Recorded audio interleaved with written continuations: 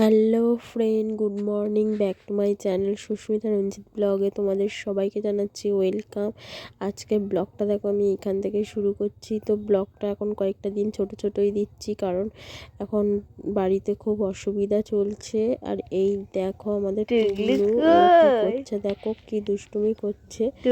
তো এই টাইপ ছবিটা একটু ঘুরে গেছে, তো সেই কারণে এরকম তোলা হয়ে গেছে। বাড়ি এসে কেমন করছে দেখো, চোখ মুখটা। আমাকে আবার ডাকতে শিখেছে, মানে সবাইকে ডাকতে শিখেছে মাথা মেরে মেরে। তো দেখো এক্ষুনি মানে থাকবে। তো কি বলো তো বন্ধুরা, এখনো মানে মায়ের শরীরটা ভালো হয়নি, খারাপ, অনেক কিছু করতে হবে। তো হসপিটালে তো দেখানো তো হচ্ছে, তার সঙ্গে তো আমাদেরও মানে মনটাও তো ভালো নেই, যে এই যে ব্লগ বানাবো সেরকম মানে সময় পাচ্ছি না। আর এই যে মাকে নিয়ে মানে মাকে তো সবাই বোন তো বেশি নিয়ে যাচ্ছে, কারণ পড়েছে মেয়েদের পরীক্ষা, তার মধ্যে হয়েছে আমার শরীর খারাপ। তো ওকেই হসপিটালে একটু বেশি ছোটাছুটি করতে হচ্ছে। তো কালকে দেখা যাবে মাকে নিয়ে হয়তো পেটের ছবি বানাতে যাব, মানে ছবি করতে যাব। আর তো দেখাই যাক কি করা যায়। আর এই দেখো আমি সন্ধ্যাবেলা মানে ময়দা মাখিয়ে নিয়েছি, আর তোমাদের দাদা ভাইরা গেছে হচ্ছে ওই যে এতে মানে ডাক্তারখানায় মেয়েকে নিয়ে, কারণ মেয়েরও খুব শরীর খারাপ আমার থেকে, মানে আমার মনে হচ্ছে জ্বর সর্দি কাশি হয়েছে। তো সেই থেকে হয়তো মনে হয় মেয়েরও হতে পারে। তো মেয়েকেও নিয়ে গেছে। আর এই দেখো এইটা হচ্ছে ঘিয়ের বোতল, তো আমি ওই তেলের মধ্যে একটু ঘি দিয়ে নিয়েছি। কেন বলো তো, লুচি ভাজতে আমি একটু তেলের মধ্যে ঘি দিলে বেশ ভালোই লাগে, মানে গন্ধটা বেশ ভালো হয়। আর ওই যে বলছিলাম মেয়েরও খুব শরীর খারাপ, আর মেয়ের তার উপরে হচ্ছে পরীক্ষা। তো পরীক্ষার মধ্যে মানে এইসব করাটা মানে খুবই অসুবিধাকর, মানে তার পরীক্ষা তারপরে হচ্ছে এইসব ডাক্তারখানা হেন তেন যেতে তো খুবই অসুবিধাকর।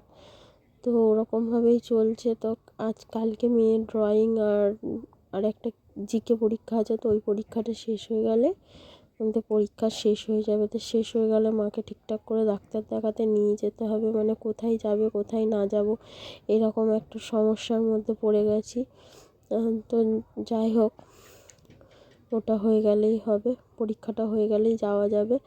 আর এই যে দেখো আমার এই যে লুচি ভাজা হয়ে গেছে, লুচিটা ভেজে নিয়ে তারপরে দেবো তোমাদের দাদাভাইকে খেতে, কারণ ও সারা সকাল মানে অনেক সকালে উঠেছে, সেই সকাল থেকে এখনো পর্যন্ত ওর খাওয়া দাওয়া নেই।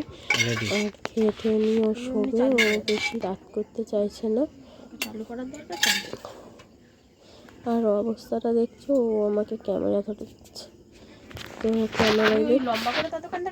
ক্যামেরা ধরবে সেটাও জানে না, ক্যামেরা ধরে দিয়েছে এরকম। ধরে দিক, মানে আমি একটুখানি ক্যামেরা ধরতে বলেছিস, তা সেই নিয়ে ভিডিও করতে হয় ফোন, জানো তো তুমি সেই লম্বা করেই ধরে ভিডিও করছো। আমার তরকারি তোলা বেকার হয়ে গেল, বাটিটা আমি ঢেলে দিই ওর মধ্যে, আবার ওই করি সারাদিন। সেই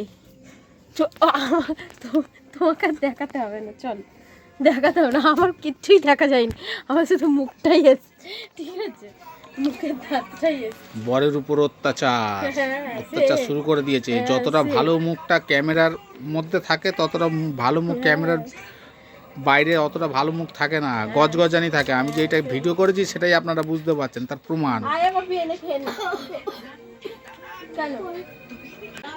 আলু ভাজাটা খেয়ে না, তারপরের দিন রাতে ভিডিও বানানো হয়নি।